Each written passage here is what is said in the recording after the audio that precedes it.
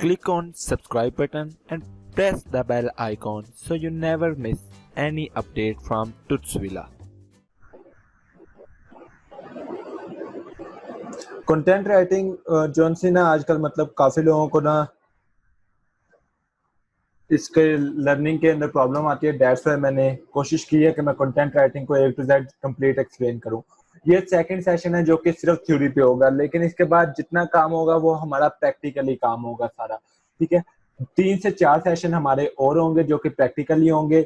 और अभी जो उनसे आज का सेशन का कल वाले को मैं हल्का सा जस्ट आपको वॉक थ्रू करवा दूं कि हमें क्या क्या चीजें चाहिए। प्रोग्रेस, डिस्कवर, डेवलपमेंट और लर्न, इन चीजों को सामने रखते हुए हमने ये गाइड तैयार की है। मैंने ये गाइड तैयार की है आप लोगों के लिए। Okay, progress, discover, development, learn. पहले आपको अपनी प्रोग्रेस के ऊपर ध्यान देना है कि आप लोग चीजें प्रोग्रेस करें, आप लोगों को चीजें समझ में आए, फिर आपने उनको डिस्कवर करना है, फिर उनके अंदर डेवलपमेंट करनी है, देन जाके आप लर्निंग के प्रोसेस में आएंगे। इस चीज को जब आप फॉलो करने लग जाएंगे देन आपको कोई भी कोर्स समझ आना स्टार्ट हो जाएगा। कंटेंट राइटिंग क्या है? Communication with words. ठीक है, वर्ड्स के साथ कम्युनिकेट करना, जो कि बहुत डीप लेवल पर जाकर ये चीज होती है जो कि कंटेंट राइटिंग के अंदर आ जाती है। श्री अहमद, वालेकुम सलाम। उसके बाद मैंने आपको कंटेंट राइटिंग और स्पीच और डायलॉग के अंदर डिफरेंस बताया था कि content writing one way communication है, इंस्ट्रक्टिव है, फ्लो होता है, और speech and dialogue two way communication है, फ्लो के साथ चलती है लेकिन रैंडम या अनऑर्गेनाइज्ड होती है। ठीक है, और उसके बाद मैंने आपको कंटेंट राइटिंग के पिलर्स बताए थे जो कि editorial, tone style, creativity, client brief, जिसके अंदर हमने एडिटोरियल को डिटेल से देखा था। इसके अंदर क्या क्या पॉइंट्स आते हैं? Language, grammar, vocabulary. Tone style को कंप्लीट देखा था, professional, corporate like, flowery, level of vocabulary used और टारगेट ऑडियंस, ये चीजें हमने नोट की थी। जब हमारी बात आई थी क्रिएटिविटी की थर्ड वाले में, तो हम उसके अंदर क्रिएटिविटी को समझ रहे थे कि कॉर्पोरेट और प्रोफेशनल राइटिंग के अंदर क्या क्या चीजें आती हैं। वो चीजें मैंने यहाँ पर आप लोगों को एक्सप्लेन की थी। तो नेक्स्ट, क्रिएटिविटी के अंदर ही आर्टिकल राइटिंग भी आता है। आर्टिकल राइटिंग किस टाइप की होती है? आर्टिकल राइटिंग रोलेक्स वगैरह की कुछ इस तरह की चीजें होती हैं जो आप लोग मतलब समझ लें कि एफिलिएट मार्केटिंग के रिलेटेड आप आर्टिकल लिख रहे हैं, तो उन चीजों को हम आर्टिकल राइटिंग के अंदर लेकर आते हैं। आर्टिकल बेसिकली कंटेंट राइटिंग का एक टाइप समझ लें, एक चीज है जो कि आर्टिकल राइटिंग में आती है।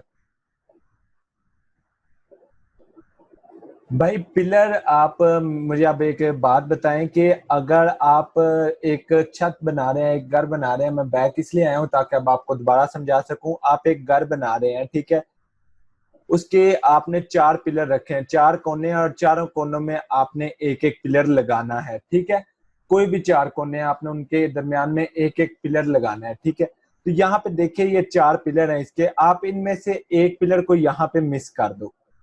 ठीक है, कोई एक मिस कर दो तो क्या आपकी छत खड़ी रहेगी? बिल्कुल भी। हो सकता है खड़ी भी रहे, हो सकता है खड़ी भी रहे, लेकिन बहुत जल्दी कहीं ना कहीं ये छत आपकी गिर जाएगी। तो दैट्स मीन कि आपके चारों के चारों पिलर्स जो से हैं एक दूसरे की हेल्प करने के लिए मोस्ट इंपॉर्टेंट है। ठीक है, लेकिन हमें यहाँ पर जो बात देखनी है वो इन तीनों पे गौर करने वाली है, एडिटोरियल, टोन स्टाइल और क्रिएटिविटी, इनके ऊपर।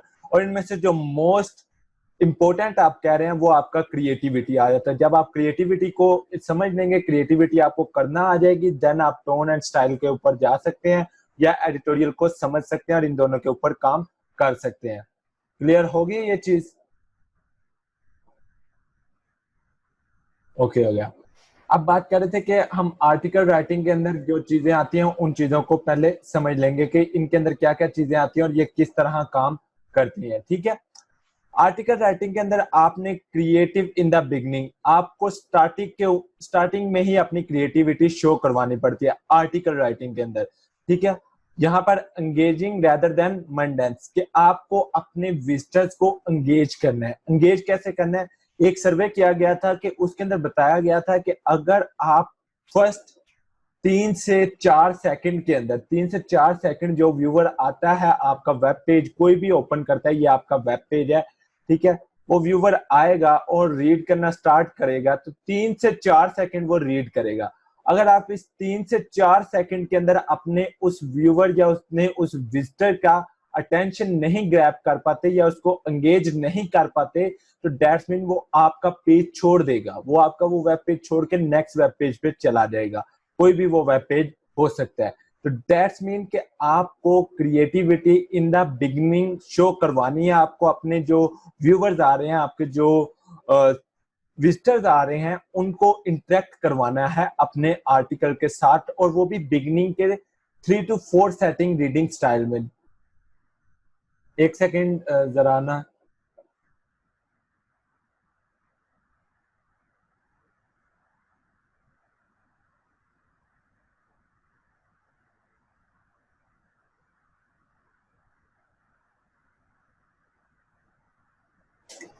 سوری گائز کال آ گئی تھی. اوکے, تو آئی ہوپ سو کہ آپ کو مطلب یہ کریٹیوٹی کا آئیڈیا ہو گیا ہوگا کہ آپ نے اسٹارٹنگ پہ کریٹیوٹی کس طرح لگانی ہے بگننگ کے اندر. ٹھیک ہے, یہ صرف آرٹیکل رائٹنگ کے اندر نہیں آتا, یہ آپ کسی بھی کنٹینٹ لکھ رہے ہیں تو اس کے اندر آپ اگر انگیجمنٹ اسٹارٹنگ پہ لے آتے ہیں, اپنی یوزر کو انگیج کر لیتے ہیں اسٹارٹنگ پہ ہی, تو دیٹس مین کہ وہ آپ کا یوزر نیکسٹ جو آپ کا جتنا آرٹیکل ہے اس کو کمپلیٹ تو نہیں پڑھے گا. کوئی بھی وزٹر, آپ اپنی ایگزامپل لے لیں, آپ کوئی بھی آرٹیکل کمپلیٹ نہیں کرتے ویب سائٹ پہ, زیادہ سے زیادہ آپ 60% پڑھتے ہیں, لیکن آپ کی جو انگیجمنٹ ہوتی ہے وہ فرسٹ, آپ سمجھ لیں کہ 2 سے 3 لائنوں کے اندر آپ کی فرسٹ انگیجمنٹ ہوتی ہے, اور آپ نے یہ فرسٹ جو 2-3 لائنیں جو کہ 2-3 سیکنڈ میں ریڈ کی جا سکتی ہیں, اس کے اندر ہی آپ کو اپنے یوزر کو انگیج کرنا ہوتا ہے. سیکنڈ تھنگ جو آرٹیکل رائٹنگ کے اندر آ جاتی ہے وہ آ جاتی ہے کیپنگ اٹ انٹریکٹیو, کہ آپ نے یہ نہیں کرنا کہ ڈائریکٹلی ایک لائن سٹارٹ کی, that is about your main topic. ٹھیک ہے, وہ آپ نے لکھنے کے بعد آپ نے ڈائریکٹلی جو سا سیکنڈ لائن سٹارٹ کر دی جو کہ کسی اور ٹاپک کے اوپر آ جاتی ہے. لائک کسی اور ٹاپک سے مراد ہے کہ وہ ٹاپک ہو سکتا ہے آپ کا وہ سب ٹاپک ہو اس مین ٹاپک کا, یہ آپ کا مین ٹاپک ہو گیا, اس کا سب ٹاپک جو سا ہے آپ نے اس کے اوپر نیکسٹ لائن لکھنا سٹارٹ کر دی. ان ایگزامپل, اس کی میں شارٹ سی ایگزامپل آپ لوگوں کو اگر دینا چاہوں, میں نوٹ پیڈ اوپن کر لیتا ہوں, نوٹ پیڈ کے اندر آپ کو ایگزامپل دیتا ہوں. ٹھیک ہے, فار ایگزامپل یہاں پر میں ایک آرٹیکل لکھ رہا ہوں اور میں لکھتا ہوں واٹ آر کی ورڈز. ٹھیک ہے, یہ میرا ٹاپک ہے, مین ٹاپک ہے. ٹھیک ہے, تو میں اس کے اندر لکھتا ہوں کی words are the searching material for Google. اتنی میں نے ایک لائن لکھی, اور اس کے بعد میں آگے یہی سٹارٹ کر دیتا ہوں directly, you should use long tail keywords. اب میں نے یہ لائن لکھ دی, یہ ایک قسم کا انٹریکٹ ہو گیا کہ دیکھیں یار وہ پہلے کی ورڈز کو بتا رہا ہے, اس کے بعد ڈائریکٹلی کہہ رہا ہے you should use long tail keywords. اب اگلے بندے کو کیا پتا ہے کہ long tail keywords کیا چیز ہے. جو ویور آپ کے پاس آیا ہے اس نے یہ لائن ریڈ کی اور اس کے بعد اس نے کہا you should use long tail keywords. اب یہ long tail keywords کیا چیز ہے, وہ تھوڑا سا دیکھے گا کہ یار نہیں یہ آرٹیکل مزے کا نہیں, میں نیکسٹ آرٹیکل کے اوپر چلا جاتا ہوں, میں گوگل کے اوپر کوئی اور آرٹیکل سرچ کر لیتا ہوں. ٹھیک ہے, تو یہ چیز جون سی ہوتی ہے یہ انٹریکٹیو میں آ جاتی ہے کہ آپ کو اپنے یوزر کو جون سا ہے, آپ کو اپنے یوزر کو وہاں پر رکھنا ہے, اپنے آرٹیکل کے اوپر سے جانے نہیں دینا. تھرڈ چیز آ جاتی ہے یونیک اینڈ فریش, مطلب آپ کا جو بھی آرٹیکل آپ لکھ رہے ہیں, جو ایفلیٹ مارکیٹنگ کے ریلیٹڈ لکھ رہے ہیں یا پھر وہ آرٹیکل کسی بھی چیز کے ریلیٹڈ ہو سکتا ہے, وہ آرٹیکل لکھ رہے ہیں تو آپ کوشش کریں کہ وہ آپ کا آرٹیکل کمپلیٹلی یونیک ہو, کمپلیٹلی فریش ہو. اس سے کیا مراد ہے کہ کوئی بھی یوزر اگر آتا ہے آپ کے آرٹیکل پہ, وہ ایک آرٹیکل ریڈ کر رہا ہے, ٹھیک ہے, آپ نے آرٹیکل لکھا, چلیں ایفلیٹ مارکیٹنگ کی بات کرتے ہیں کہ آپ نے ایفلیٹ مارکیٹنگ کے اوپر آرٹیکل لکھا ہے کہ بیسٹ گیمنگ ماؤس. ٹھیک ہے, بیسٹ گیمنگ ماؤس کے اوپر آپ نے آرٹیکل لکھا ہے, تو ایک ویور آتا ہے, اس نے وہ آرٹیکل ریڈ کرنا شروع کیا, تو آپ نے کیا کیا ہوا ہے کہ اس کے اوپر تعریفوں کے پل باندھے ہوئے ہیں کہ بھائی یہ ماؤس ایسے ہے, یہ ماؤس ایسے ہے, اس کو لازمی بائی کرو, یہ وہ. ٹھیک ہے, یہ چیز وہ ویور ہو سکتا ہے پہلے کسی ایسے ویب پیج پہ دیکھ رہا ہو جو کہ سپیم ہو. ٹھیک ہے, وہ وہاں پر دیکھ کر آیا ہے, کیونکہ سپیم ہمیشہ تعریفوں کے پل پر ہی باندھے جاتے ہیں کہ آپ تعریفیں کرتے جاؤ اور اگلے یوزر جو سا وہ آئے گا وہ اس سپیم کے اوپر کام کرے گا اور ارننگ ہوگی. لیکن وہ یوزر ہو سکتا ہے وہ پہلے سے دیکھ رہا ہے اور اس کو پتا ہو کہ یہ سپیم, اور جب وہ آپ کے پیج پر آئے گا اور آپ نے بھی سیم وہی چیز وہی ٹرک فالو کی ہوگی, تو ظاہری بات ہے آپ کا وہ ویب پیج چھوڑ دے گا, آپ کی سیلز بھی جنریٹ نہیں ہوں گی. تو ان ساری چیزوں سے بچنے کے لیے جو چیز کی جاتی ہے وہ unique and fresh. That's mean इस वजह से भी content is king का वर्ड यूज किया जाता है कि आपका कंटेंट ही आपकी वेबसाइट का किंग है. जब तक आप अपना किंग नहीं बनाओगे तब तक आपकी साइट नहीं चलेगी. Site is like your kingdom, आपकी किंगडम है और उसका एक किंग होना चाहिए जो कि कंटेंट है. आपका कंटेंट यूनिक होगा, आपका कंटेंट दूसरों से डिफरेंट होगा, तो दैट्स मीन कि आप अपनी किंगडम को जो सा है आगे लेकर जा सकते हैं. जब तक समझ लें कि आप किंग मेकर हैं, आपने अपने किंग खुद बनाना है. अगर आप अपना यूनिक और फ्रेश अपना किंग नहीं बना सकते, दैट्स मीन कि आप अपनी साइट को आगे नहीं लेकर जा सकते, या फिर अपने क्लाइंट की साइट को आगे नहीं लेकर जा सकते, या जिस भी मकसद के लिए आप वो चीज लिख रहे हैं आप उसको आगे नहीं लेकर जा सकते. Usages of quotations and moulding them. इससे क्या मुराद है कि आपने अपने आर्टिकल के अंदर कोटेशन लाइंस यूज करनी है. कोटेशन जो है वो आपके आर्टिकल को समझ लें. अगर आपका आर्टिकल पहले इस नंबर पे था तो कोटेशन आपके आर्टिकल को इस नंबर पर लेकर जा सकती हैं. इसकी एग्जांपल मैं आप लोगों को गूगल के अंदर शो करवा देता हूं. कल मेरा नेट नहीं था ठीक, दैट्स व्हाई मैं एग्जांपल्स नहीं था शो करवा रहा. आज मैं एग्जांपल्स इसलिए साथ शो करवा रहा हूं कि फर्ज करें आप गूगल के अंदर कुछ भी सर्च करते हैं, कीवर्ड रिसर्च, मैंने सर्च किया, यहाँ पर नीचे आते हैं तो मेरे पास काफी चीजें यहाँ पर जनरेट होकर आ गई हैं जो कि गूगल मुझे यहाँ पर शो करवा रहा है. ज्यादातर यहाँ पर मुझे शो करवाता है पीपल आल्सो आस्क, जो कि क्वेश्चंस आ जाते हैं. अगर आप इन्हीं क्वेश्चंस को हेडिंग बनाकर इनकी जो यहाँ पर आंसर्स हैं इनको कोटेशन में ले आए या लिस्ट के अंदर ले आए, ठीक है. मैफ्रूक नहीं, कोटेशन के अंदर प्लेगरिज्म नहीं आता, लेकिन आप कोशिश करें कि प्लेगरिज्म के ऊपर हम बात करेंगे. अभी प्लेगरिज्म को आप स्किप रखें. अभी आप ये समझें कि मैं समझाने की क्या कोशिश कर रहा हूँ, क्योंकि एक चीज है कि मुझे समझ नहीं था आ रहा कि मैं आपको ये चीजें समझाऊंगा किस तरह. प्रैक्टिकल भी दिखाऊंगा लेकिन आप लोगों को मैं समझाऊंगा कैसे कि आप लोग इसको कंप्लीटली अडॉप्ट कर लें, आपके जहन में ये चीज चली जाए. वो चीज मुझे समझ नहीं थी आ रही. मैं काफी देर से, मतलब कल भी मैं यही सोच रहा था कि ये चीजें मैं आपको किस तरह एक्सप्लेन करूं तो आपको समझ आएगी, लेकिन मैं कोशिश अपनी तरफ से फुल कर रहा हूँ. अभी यहाँ पर हमारे पास यहाँ पर आ रहा है पीपल आल्सो आस्क. यहाँ पर देखिए लिस्ट बनी हुई है. ये भी आप लोगों को मैंने ये पॉइंट अभी नहीं बताया, लेकिन आप लोगों को पॉइंट बता दूं कि अगर आप अपने आर्टिकल्स के अंदर लिस्ट बना लेते हैं, चाहे वो ऑर्डर लिस्ट है चाहे अनऑर्डर लिस्ट है, आपकी लिस्टिंग जो सी है वो जल्दी रैंक होती है बनिस्बत आपके नॉर्मल कंटेंट के. आई थिंक ये गूगल का कोई एल्गोरिथम है या कुछ भी, लेकिन ये अभी तक का मतलब आप समझ लें एक्सपीरियंस है कि आपकी लिस्ट जो सी है वो जल्दी रैंक कर देती है बनिस्बत आपके नॉर्मल कंटेंट के. अब इसका ये मतलब नहीं है कि आप अपना सारा कंटेंट ही लिस्टिंग में लिखना शुरू कर दें. जस्ट आपको मैंने थोड़ा आइडिया दिया कि लिस्ट जो सी है वो जल्दी रैंक करती है बनिस्बत आपके कंटेंट के, लेकिन मेहनत दोनों में ही उतनी लगती है. अब यहाँ पर ये अगर आप लिस्ट की जगह पे कोटेशन ले आए, ठीक है, होप सो किसी ने कोटेशन यूज किए हो यहाँ पर, ठीक है. अक्सर लोगों ने यहाँ पे कोटेशन यूज किए होते हैं जो कि आपके क्वेश्चन के साथ, लाइक ये देखिए. अब उसने लिखा what is the best keyword tool, यहाँ पे गूगल कीवर्ड प्लानर लिखा है, और उसके बाद उसने यहाँ पर एक लाइन लिखी हुई है जो कि जनवरी 11 2020 के अंदर इसने लिखी थी शाउट मी लाउड ने. और ये एज अ कोटेशन आप कंसिडर कर सकते हैं. आपकी कोटेशन इस तरह रैंक होकर आएगी इस सेक्शन के अंदर पीपल आल्सो आस्क के अंदर, ठीक है. दैट्स मीन कि अगर आप ज्यादा कोटेशन यूज करते हैं तो उनमें से कोई एक कोटेशन ऐसी जरूर होगी जो कि गूगल जल्दी से जल्दी रैंक कर पाएगा, ठीक है. यहां तक क्लियर हो गया. एग्जाम्पल देने की जरूरत तो नहीं है इसके अंदर मुझे आर्टिकल राइटिंग के अंदर.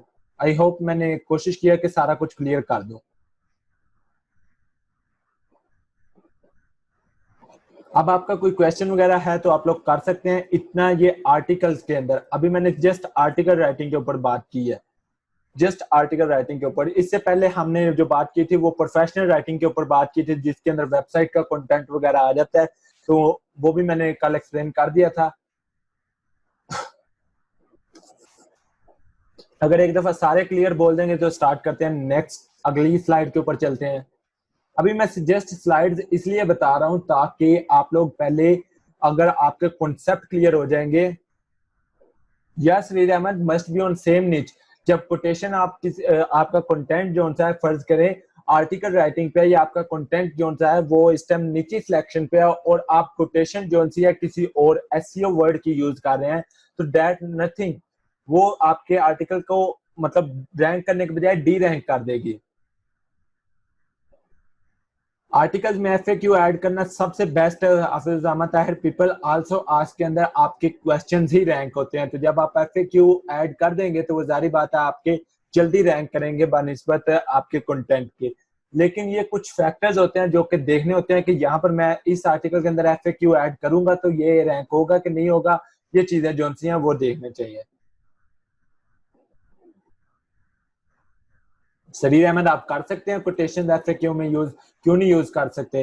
اگر آپ ایف اے کیو میں یوز کرتے بھی ہیں تو آپ کے دونوں جو رینکنگ فیکٹرز ہیں وہ مل جائیں گے اور آپ کے کنٹینٹ کو ایک پلس پوائنٹ ایڈ ہو جائے گا, آپ اس پلس پوائنٹ کو یوز کر سکتے ہیں.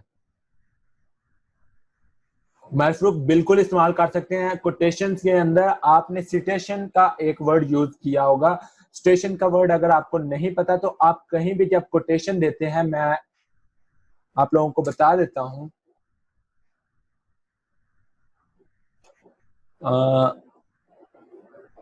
سوری میں نا کروم اوپن کر لوں تاکہ میں آپ لوگوں کو بتا سکوں.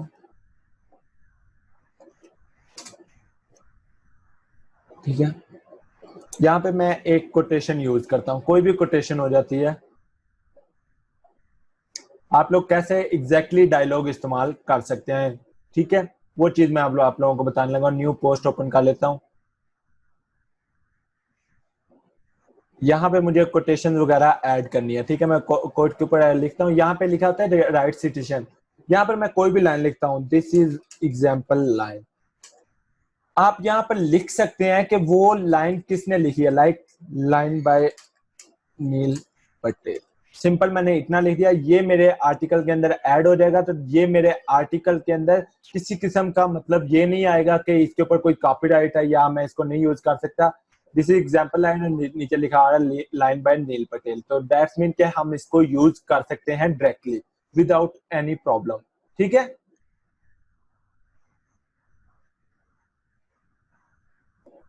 اوکے, نیکسٹ سلائیڈ کے اوپر چلتے ہیں. آئی ہوپ سو سب کچھ آپ لوگوں کا کلیئر ہو چکا ہوگا.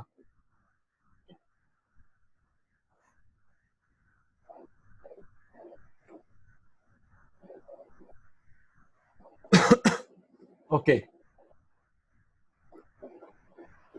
اب بات کرتے ہیں کہ اگر آپ سیلز کے لیے کوئی آرٹیکل لکھ رہے ہیں کہ آپ نے سیلز جنریٹ کروانے ہیں, یا کمیونیکیشن مٹیریل کنٹینٹ لکھ رہے ہیں جس کے اندر آپ کو کمیونیکیٹ کرنا ہے, لائک بروچرز لکھ رہے ہیں, میلرز لکھ رہے ہیں, مطلب میلز بنا رہے ہیں, یا پھر فلائرز بنا رہے ہیں, یا نیوز لیٹرز بنا رہے ہیں, ٹھیک ہے. تو یہ بھی کچھ ٹائپس ہوتی ہیں جو کہ آپ نے لکھنی ہوتی ہے, کنٹینٹ رائٹنگ کے اندر ہی آتا ہے. تو اس کے اندر کیا کیا آتا ہے؟ اس کے اندر آتا ہے be object Orient then language Orient. مطلب اس کے اندر آپ کو لینگویج سے زیادہ اس آبجیکٹ کو دیکھنا پڑتا ہے جس آبجیکٹ کے اوپر آپ آرٹیکل لکھ رہے ہیں. بروشر جو ہیں وہ بھی آپ کو پتا ہے کہ کسی نہ کسی اسپیسیفک آبجیکٹ کے لیے بنائے جاتے ہیں.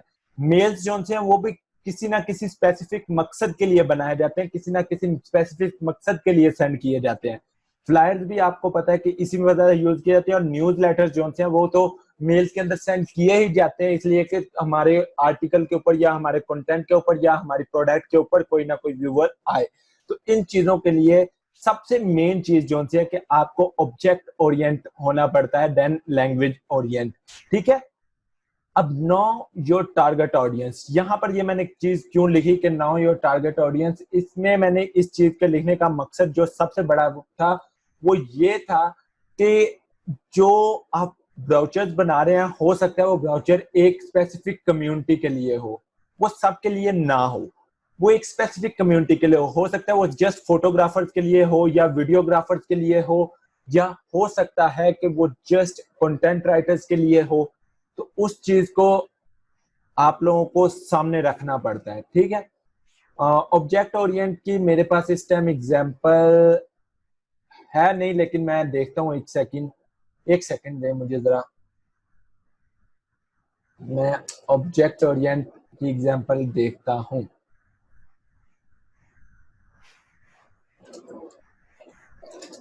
گوگل پہ ہی دیکھ لیتے ہیں اگر مل جائے تو.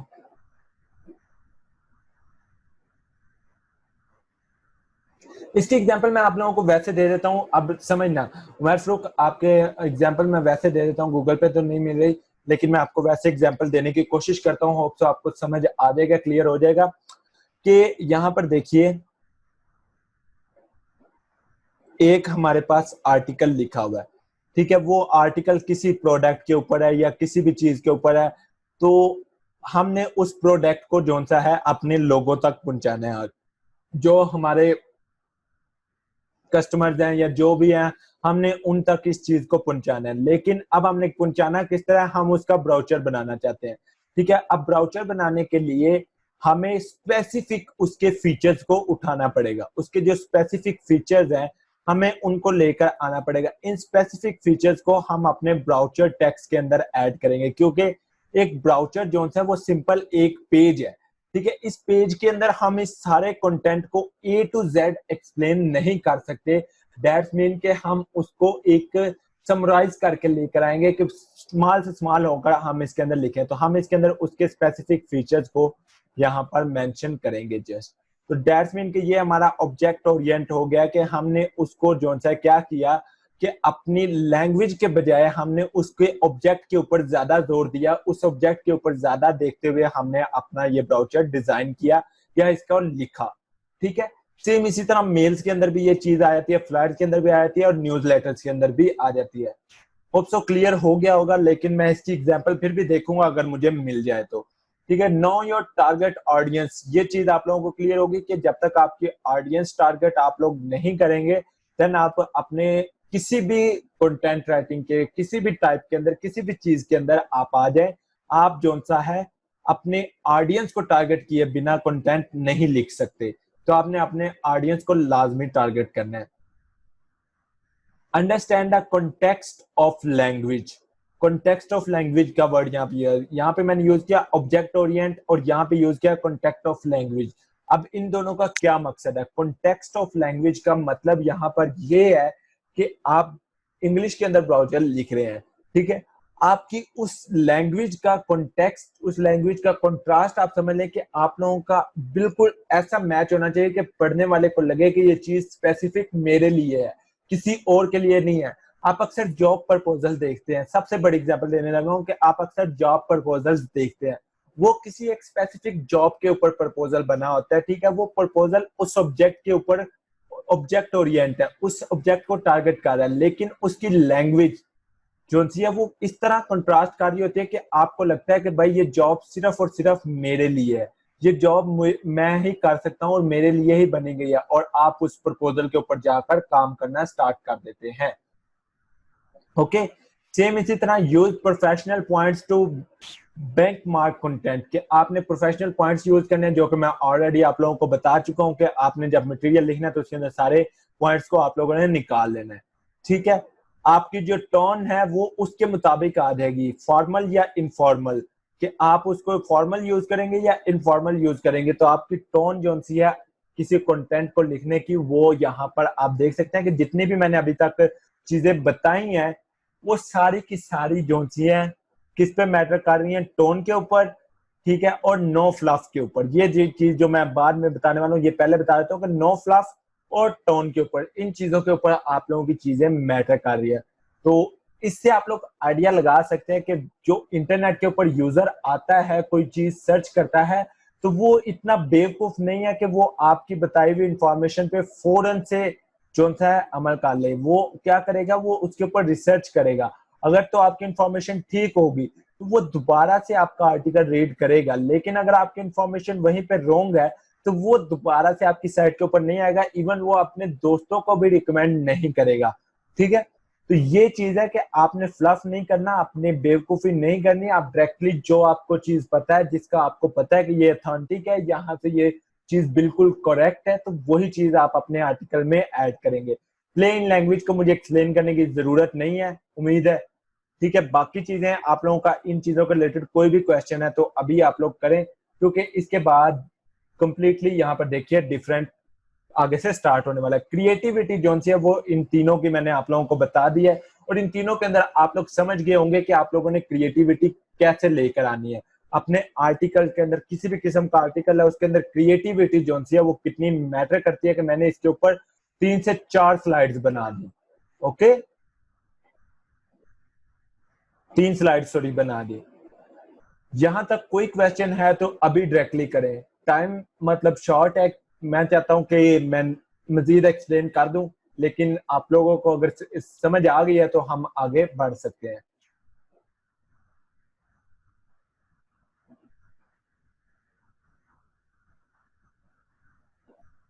نو پرابلم عائشہ، آپ کی گرامر ویک ہے، نو پرابلم، اس کا سولوشن بھی ہے ہمارے پاس، اس کا تو میں بتاؤں گا آپ لوگوں کو. علی other no problem, sorry for light issue, clear, continue. Okay okay ہو گیا. پریکٹیکل کے اندر عائشہ اس کا بھی آپ کو سولوشن مل جائے گا، گرامر ایشو کا بھی. اب کریٹیوٹی کے بعد جو چیز آتی ہے نا، adding value to your content, اس کو آپ لوگ جو سا ہے اتنا عام چیز نہیں سمجھیے گا. یہاں پر دیکھیے کہ آپ لوگ اپنی جو ویلیو کنٹینٹ کے اندر ایڈ کرنا چاہتے ہیں اس کو آپ لوگ کم مت سمجھیے گا. آپ جتنی ویلیو ایڈ کرتے جائیں گے آپ کا کنٹینٹ اتنا بہتر بنتا جائے گا. ٹھیک ہے. میک یور کنٹینٹ ڈسٹنکٹیو، مطلب آپ کا کنٹینٹ ایسا ہونا چاہیے کہ بالکل یونیک، سب سے الگ، سب سے علیحدہ اس میں انفارمیشن موجود ہو. کہ یہ نہ ہو کہ آپ کا کنٹینٹ سمپل دوسروں کے کاپی کیا ہوا ہے، آپ نے کہیں گے کاپی کیا. میں نے بھی یہاں پر کاپی پیسٹ کے میتھڈ بہت بتائے ہوئے ہیں اپنے چینل پہ، اگر میں جاؤں تو وہاں پر میں نے بہت کاپی پیسٹ کے میتھڈ بتائے ہوئے ہیں.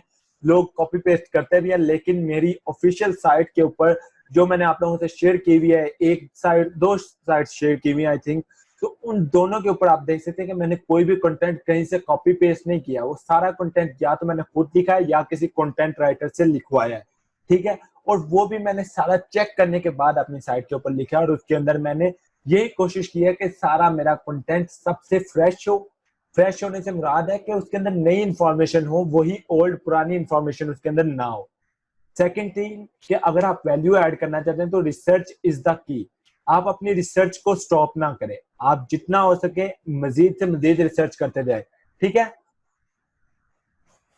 علی ادر ٹیکس ویلا کے علاوہ میری سائٹس بہت زیادہ ہیں، لیکن جو آپ لوگوں سے شیئر کی ہوئی ہے وہ ٹیکس ویلا ہی ہے.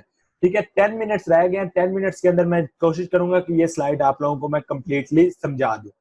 ٹھیک ہے. ریسرچ آپ کی ہے، آپ جتنی زیادہ ریسرچ کرتے جائیں گے اتنا آپ کا نالج بڑھتا جائے گا. دیکھیں کہ ایک چیز ہے کی ورڈ. ٹھیک ہے. کی ورڈ کے اوپر آپ کو کیا لگتا ہے کہ کتنی ریسرچ موجود ہوگی؟ اگر آپ کی ورڈز کو سمجھ جاتے ہیں، آپ کی ورڈز کو پراپر طریقے سے سمجھ جاتے ہیں، اے ٹو زیڈ سمجھ جاتے ہیں، تو آپ کے لیے ایس سی او کوئی چیز نہیں ہے. آپ ایس سی او ایسے کر سکتے ہیں چٹکی بجانے میں. ٹھیک ہے. اس چیز سے آپ لوگ آئیڈیا لگا لیں کہ ایک چیز جو ہے وہ کتنی میٹر کر جاتی ہے. تو کنٹینٹ رائٹنگ کے اندر ریسرچ بہت زیادہ میٹر کرتی ہے. ریسرچ کے اوپر ہم مزید بات کریں گے نیکسٹ سلائیڈ کے اندر، لیکن ابھی کہ ریسرچ جو ہے وہ از دا کی. آپ کو ویلیو ایڈ کرنی ہے اپنے کنٹینٹ کے اندر، ریسرچ کریں. موومنٹ آف دی کنٹینٹ، اب یہ چیز کیا ہے؟ ٹھیک ہے. اس چیز کو میں ایکسپلین کرتا ہوں، تھوڑا سا سمجھیے گا. موومنٹ آف دا کنٹینٹ کیا ہے؟ موومنٹ آف دا کنٹینٹ سے مراد ہے کہ دیکھیں آپ نے ایک گائیڈ لکھی، جو کہ گائیڈ، اس کو میں ریڈ کلر سے ایکسپلین کرنے لگا ہوں. اب ریڈ کلر سے میں ایکسپلین کرنے لگا ہوں، دیکھیے گا. آپ نے ایک گائیڈ لکھی جو کہ 2020 کے اندر آپ نے لکھی. ٹھیک ہے. 2020 کے اندر لکھنے کے بعد آپ نے وہ ساری کمپلیٹ گائیڈ لکھ دی. گوگل الگریتھم کے اوپر آپ نے گائیڈ لکھی. میں ایک ایگزامپل دے رہا ہوں. گوگل الگریتھم کے اوپر آپ نے ایک گائیڈ لکھی، کمپلیٹ آپ نے ایکسپلین کر دیا. لیکن کیا ہوتا ہے کہ جب 2021 آتا ہے، مطلب 2021 آتا ہے، دین کیا ہوتا ہے کہ گوگل کا الگریتھم تو کمپلیٹلی چینج ہو چکا ہے. آپ کی وہ گائیڈ جو سی ہے، یہ والی گائیڈ اس ٹائم ایکسپائر ہو چکی ہے. اب 2021 کے اندر آپ کو کیا کرنا ہے کہ کمپلیٹ گائیڈ دوبارہ سے لکھنی ہے. تو آپ کیا کر سکتے ہیں؟ اپنے اس کنٹینٹ کو، یہ جو آپ نے کنٹینٹ لکھا ہوا ہے، اس کو آپ موو کر دیں گے نیکسٹ کنٹینٹ کے اوپر. مطلب اپنے فریش کنٹینٹ کے اوپر آپ لوگ اس کو موو کر دیں گے. وہ کیسے؟ اس کی ایگزامپل میں آپ کو اے پی کی سائٹ سے شو کرواتا ہوں. ٹھیک ہے. کوئی بھی میں اے پی کی سائٹ اوپن کر لیتا ہوں. یہاں پہ اے پی کی میں ایگزامپل اس لیے دینے لگا ہوں کہ اس کے اوپر نا ساری چیزیں اسی طرح اسی میتھڈ پہ ورک کر رہی ہوتی ہے. ابھی فرض کریں کہ یہاں پر کوئی بھی ایک اے پی کی فائل ہے.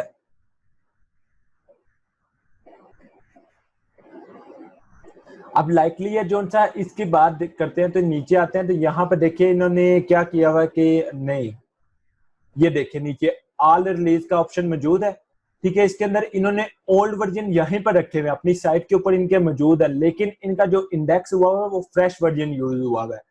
لیکن کیا بات کر رہے ہیں کہ ان کا جو اولڈ کنٹینٹ, جتنا بھی اولڈ کنٹینٹ ہے وہ سارے کا سارا اس فریش کو لنک کر رہا ہوگا. وہ ظاہری بات ہے اپنے ہر اولڈ کنٹینٹ کے اوپر اس فریش جو اپڈیٹڈ فائل ہے اس کو یہاں پر لنک کر کے بتا رہے ہوں گے, ٹھیک ہے. 3.3 30.6 آ رہا ہے, ٹھیک ہے. اس کے اندر آئیں گے نیچے تو وہ لازمی طور پہ بتائے گا کہ آر ریلیز کے اندر اس سے اپ ورژن آ چکا ہے, آپ اپ ورژن کو ڈاؤن لوڈ کرو. May 4 2020 کے اندر اپلوڈ ورژن آ چکا ہے. دیٹس مین کہ آپ اسی ٹرک کو یوز کرتے ہوئے اپنے کنٹینٹ کی موومنٹ کو لے کر سامنے آ سکتے ہیں, اور اس کنٹینٹ کی موومنٹ گوگل کو بھی پسند ہے, کسی بھی سرچ انجن کو وہ موومنٹ پسند ہے, اور وہ آپ کی سائٹ کو رینک کرے گا لازمن طور پہ, ٹھیک ہے.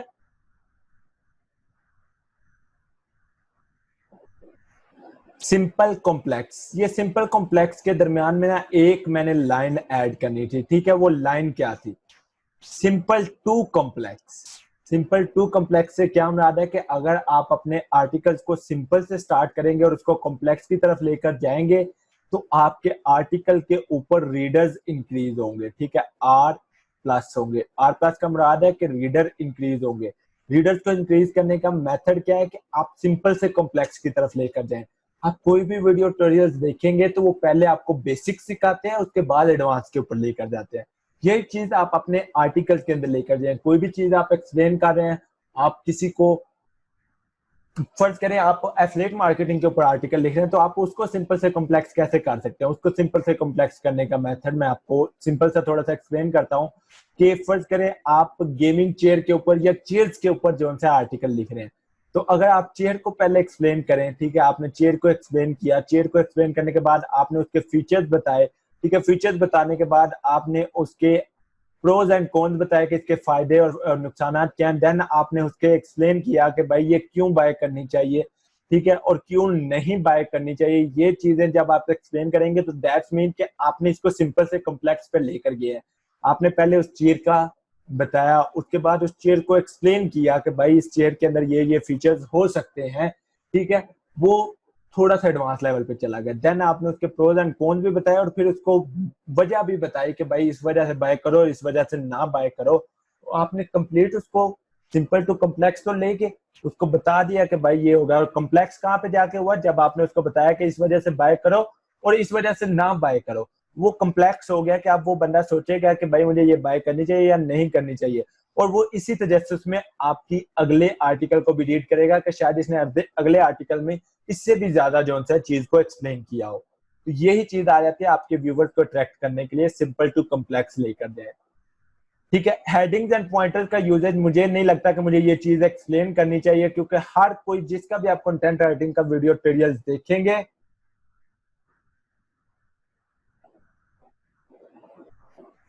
علی ادر آپ شاید لیٹ آئے, آپ کو نہیں آئیڈیا. میں یہی چیز بتا رہا تھا کہ آپ تعریفوں کے پل نہ باندھیں, کیونکہ جو ویور یا کوئی بھی وزٹر آپ کے آرٹیکل ریڈ کرنے آیا یا کوئی بھی آپ کی ویب سائٹ پہ آیا ہے تو وہ صرف اور صرف آپ کی چیز سے فائدہ لینے نہیں آیا, اس کو اس کے نقصانات بھی پتا ہونے چاہیے. اگر اس کو نقصانات نہیں پتا ہوں گے تو ظاہری بات ہے وہ آلریڈی اسی سپیمی تھنگ کو دیکھ کے آیا کہ یہاں پر بھی اس کی تعریفیں ہو رہی ہیں, اگلی ویب سائٹ پہ گیا وہاں پر بھی تعریفیں ہو رہی ہیں. آپ یونیک لے کر آئیں, آپ اس کو بتائیں کہ نہیں, جہاں پر تعریفیں ہو رہی ہیں, جہاں پر اس کے اندر خوبیاں, وہاں پر اس کے اندر برائیاں بھی ہیں. آپ اس کو برائیاں بھی بتائیں کہ بھائی اس وجہ سے اس کو نہ بائی کرو, ٹھیک ہے. اس سے بہتر آپ کے پاس یہ آپشن ہے, آپ نیکسٹ آپشن اس کو دے دو, نیکسٹ آپشن اس کو دے دو. اس طرح کیا ہے کہ آپشنز آپ کو انٹرنیٹ پہ ختم نہیں ہوں گے. اگر ہم گیمنگ چیئرز کا دیکھیں تو آپ کو گیمنگ چیئرز کے اندر لاکھوں کی تعداد میں گیمنگ چیئرز مل جائیں گی, ٹھیک ہے. اور ہر گیمنگ چیئر کا کہیں نہ کہیں کوئی فائدہ ہے, کوئی نقصان ہے. تو آپ اگر اس کو ایکسپلین کریں گے یوزر کو تو یوزر آپ سے زیادہ خوش ہوگا, اور ہو سکتا ہے وہ آپ کے آرٹیکل کو پرماننٹ ریڈر بن جائے, آپ کے بلاگ کا یا آپ کی ویب سائٹ کا یا آپ کے کلائنٹ کے بلاگ ویب سائٹ کا. اور آپ کا کلائنٹ جو ہے اگر آپ سے خوش ہوگا ظاہری بات ہے وہ آپ کو بھی نیکسٹ ٹائم آرڈر زیادہ دے گا.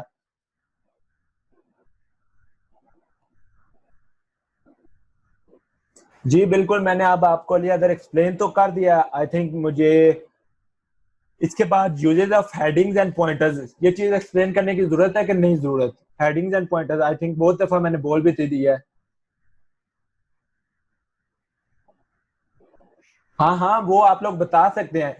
جب ایفلیٹ آرٹیکل لکھ رہے ہوتے ہیں نا، میں آپ کو ایک مزے کی بات بتاؤں، پرسنل ایکسپیرینس ہے ایفلیٹ آرٹیکل لکھنے کا، کہ اگر آپ اینڈ پہ کنکلوژن کے بجائے ایک چیز ایڈ کر دیتے ہیں، ایڈیٹر پک.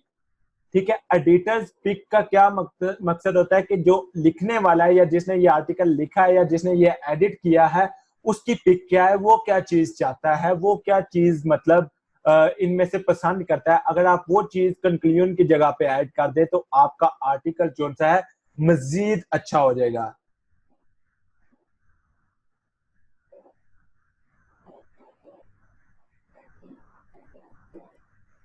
بالکل عائشہ، ہم ایسے کر سکتے کہ ہم ایسے بھی کر سکتے کہ جیسے اکثر چیز کمفرٹیبل نہیں ہوتی تو اس کی خوبی سے کمفرٹیبل ہو سکتی ہے ETC. بالکل عائشہ، آپ ایسے بھی کر سکتے ہیں، اس کو جو ہے الٹرنیٹ کر سکتے ہیں اس کی خوبی کے ساتھ. فرمان اللہ، پوائنٹرز مین کہ آپ جو لسٹ بناتے ہیں 1 2 3 ان کو پوائنٹرز کہا جاتا ہے، اور ہیڈنگز کا آپ کو آئی تھنک آئیڈیا ہے. ٹھیک ہے، اور جرگونز میں نے کل بتا دیے تھے جو آپ پہلے سے کی ورڈز یوز کرتے ہیں، وہ چیزیں ہو سکتی ہیں. ابھی اتنی میں نے چیزیں ایکسپلین کر دی، اور دیکھ لیں کہ آرٹیکل رائٹنگ جو ہے ابھی بھی کمپلیٹ نہیں ہو رہا. تو اس چیز سے آئیڈیا لگا لیں کہ آرٹیکل رائٹنگ کتنا ویسٹ ٹاپک ہے، اور اس کے اندر کیا کیا چیزیں ہو جاتی ہیں. جو آپ لوگ پہلے چیزیں سمجھ رہے تھے وہ چیزیں یہاں پر نہیں ہے، یہاں پر سب کچھ نیو ہے. میں نے کوشش کی ہے کہ آپ کو فریش ریڈ کرواؤں. تو اب آپ لوگوں نے مجھے بتانا ہے کہ آپ لوگوں نے کچھ نیا سیکھا ہے کہ نہیں سیکھا، اور وہ کیسے بتانا ہے. آپ لوگوں نے مجھے فیڈ بیکس دینے ہیں گروپس کے اندر. ٹھیک ہے، بالکل. آپ علی ادھر ایسے کہہ سکتے ہیں کہ آپ دو چیزوں کا موازنہ کر لیں. ابھی یہ صرف تھیوریز بتا رہا ہوں، جب پریکٹیکل ایک جائے گا، پریکٹیکل کے اندر میں آپ کو آرٹیکل لکھ کے نہیں بتاؤں گا، لیکن لکھے ہوئے آرٹیکل کے اندر آپ